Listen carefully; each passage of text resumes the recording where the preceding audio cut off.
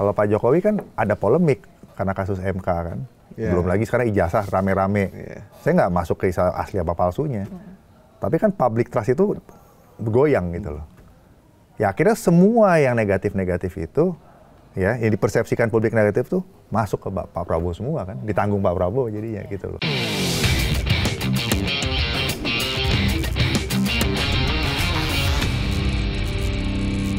Jadi mesti bersih-bersih nih Mas? Ya harus solid. Mau bersih nggak bersih ya itu prinsipnya tuh gini. Ada satu kesatuan, ya kesatuan visi dan kepercayaan yang terukur. Makanya security clearance tadi. Ya. Gitu loh. Bahwa ini memang bekerja untuk bangsa negara dan tidak ada yang tersandra siapapun. Dari tingkat pimpinan tertinggi dalam sistem politik Indonesia sampai bantu-bantunya. Nggak ada yang tersandra gitu loh. Dan dari situ baru kita mendapatkan legitimasi kan? Legitimasi dari rakyat kan, didukung kan? Mau lawan mafia apa juga nggak ada masalah lah. Kecil gitu. Juga sudah solid ya. Iya bener dong. Bener loh. Makanya di negara-negara maju itu kalau pemimpinnya tersandra kan mundur. Oh gitu ya? Iya. Ya katanya Perdana Menteri mana ketahuan korupsi mundur.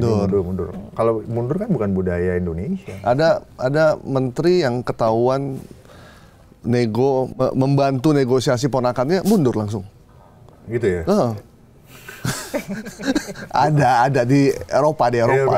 Menteri luar negerinya Inggris 2 tahun yang lalu, setahun apa 2 tahun yang lalu mundur karena dia kirim email pakai email pribadi ke anggota parlemen. Itu pelanggaran dalam dunia cyber, pelanggaran berat tuh.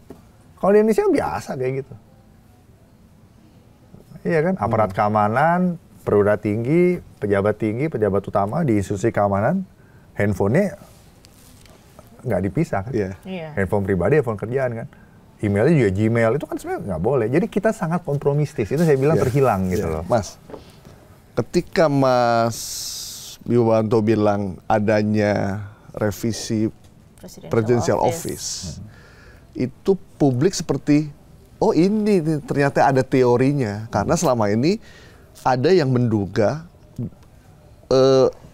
ada beberapa orang di sekitar Pak Prabowo, menteri atau apapun, itu yang tidak loyal. Loyalnya kepada orang lain, bukan kepada Pak Prabowo, atau bukan kepada pemerintah sekarang. Ketika Mas Wibowo bilang revisi President Office itu, oh ini teorinya. Jadi kayak dapat gitu. Jadi fenomena yang ada di lapangan yang kita capture, tiba-tiba oh ada teorinya ternyata. Baru ngeh gitu. Nah, artinya nih memang kita melihatnya ada beberapa orang yang Pak Prabowo-nya ke sini, dia ke sini. Yang satu lapor ke timur, yang satu lapor ke barat. Nah, sekarang gini ya. Saya tanggapin. Iya, tanggapin dong. Misalnya saya sama Mas Goib kerjasama gitu. Mas Goib presiden sebelumnya, terus saya presiden selanjutnya gitu. Saya presiden sebelumnya nih. Ya. Terus Mas Goib dukung saya. Tapi Mas Goib sama saya itu tidak mengekang, tidak mengancam, tidak menyandra. Gitu. Pak Wibowo silahkan menjalankan aja.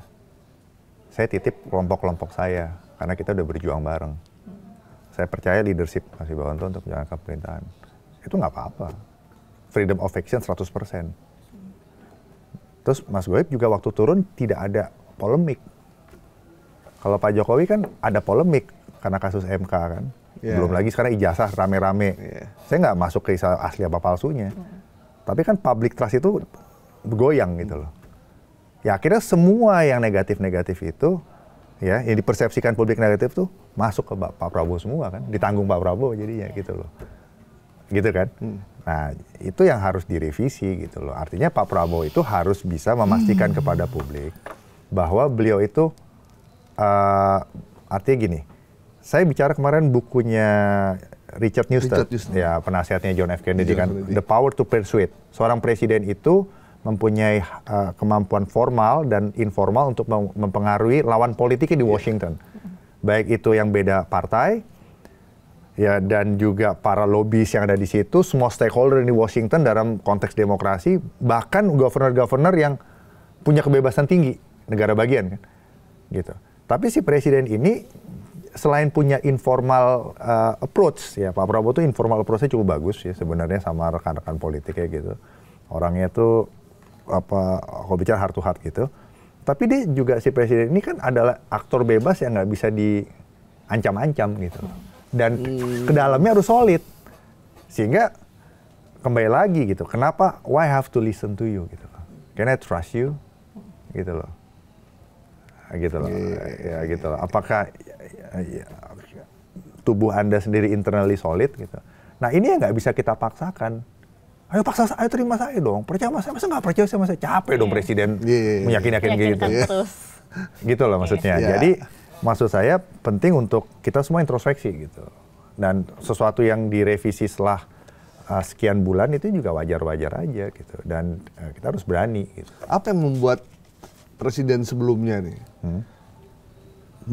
banyak meminta sesuatu kepada presiden yang akan datang?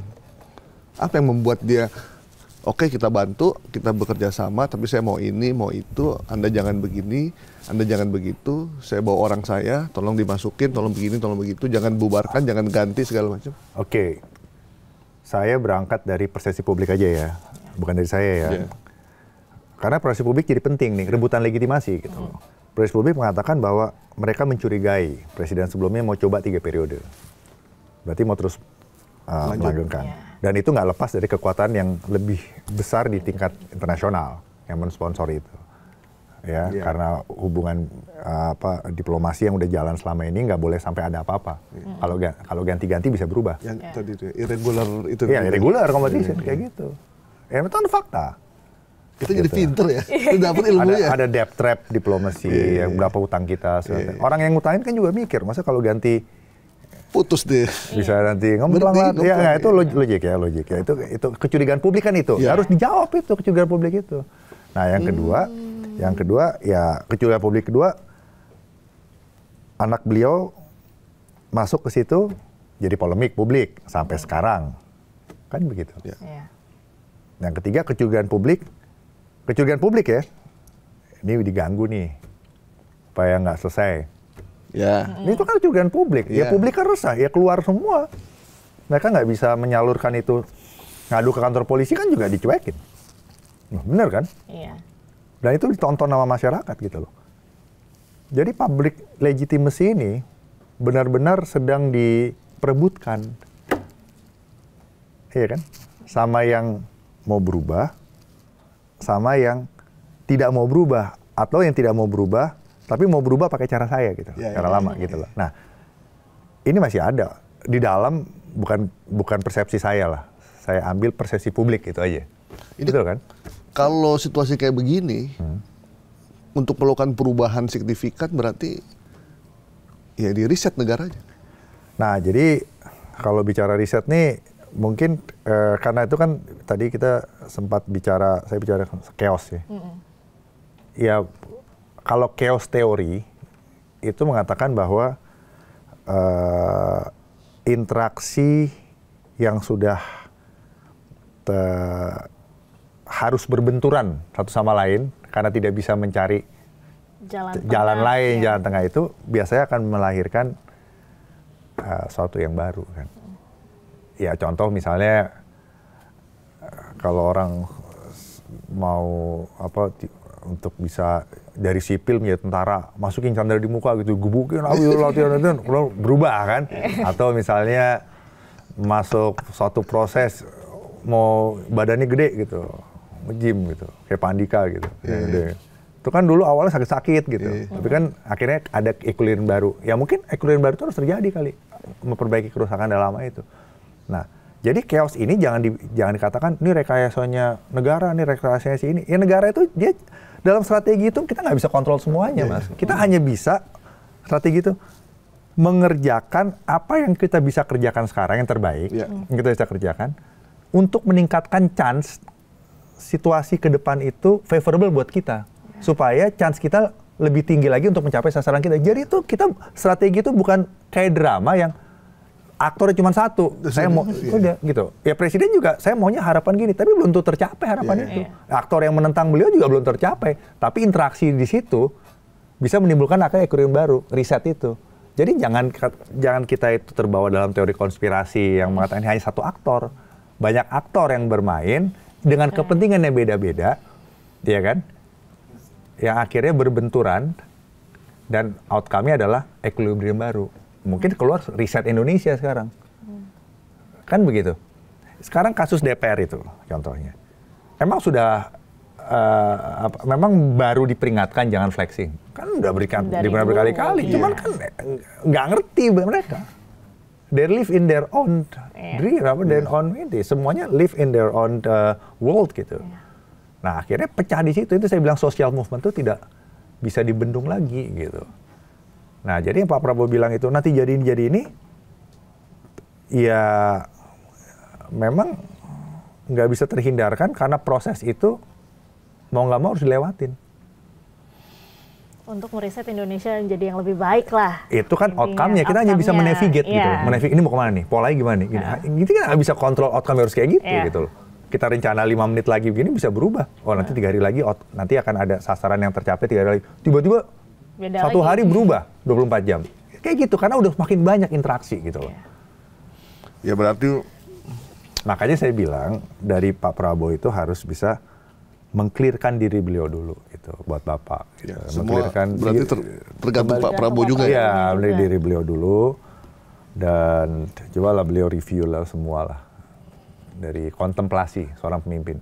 Kontemplasi seorang pemimpin, roh jiwa semuanya, ya kan?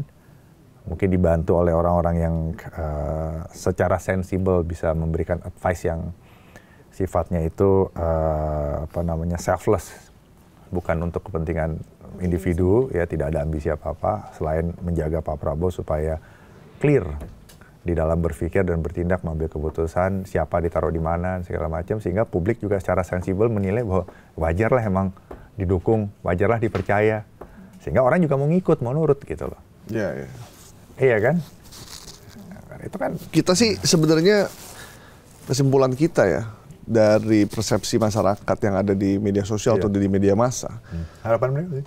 Andai Pak Prabowo mengikuti perubahan yang diinginkan, aman-aman aja. Ya maksudnya pengaruh dari masa lalu, hal-hal yang buruk di masa lalu ditinggalkan gitu, dan memulai sesuatu yang baru, itu masyarakat dukung. Saya ikut demo selama 2 hari itu. Jumat, Sabtu saya keliling untuk liputan dan lain-lain, lihat suasana. Itu tidak ada satupun dari demo di pagi dan siang sore itu yang memprotes Pak Prabowo, meminta presiden turun, tuh nggak ada. Mereka cuma kesel sama keadaan kan? Sama keadaan, mereka cuma sebel. Tapi mereka nggak bisa ngapa-ngapain. Akhirnya yang bisa mereka lakukan ya demo aja. Tapi nggak ada satupun spanduk, kalimat turun kan Prabowo, nggak ada gitu. Jadi sebenarnya andai itu diikuti, rakyat tuh dukung, memberantas korupsi, orang-orang yang udah menikmati kekayaan begitu lama mengambil uang negara begitu banyak, di stop, iya, di stop untuk keuntungan dibagi buat negara, ya dukung. Misalkan Indonesia yang dikuasai tanahnya oleh 60 orang misalkan, oke, tuh so what abis itu, cuman sekedar ngomong tapi nggak ada implementasi. Padahal kalau berani melakukan sesuatu, rakyat dukung sebenarnya. Jadi disiplin dalam implementation policy tadi. Jadi ketika Pak Prabowo bilang ada makar, ada ini, kita jadi arahnya ke situ ya. Padahal kita nggak ada yang ngomongin makar sebenarnya. Mungkin kalau ada orang yang menunggangi ketika aksi itu berlangsung, ya pasti ada ya. Oknum-oknum itu udah pasti selalu ada. Kan tadi Mas Wibowo bilang tidak. Itu kan eksternal luar ya udahlah, itu pasti sesuatu terjadi. Tapi kalau kitanya kuat kan nggak masalah. Jadi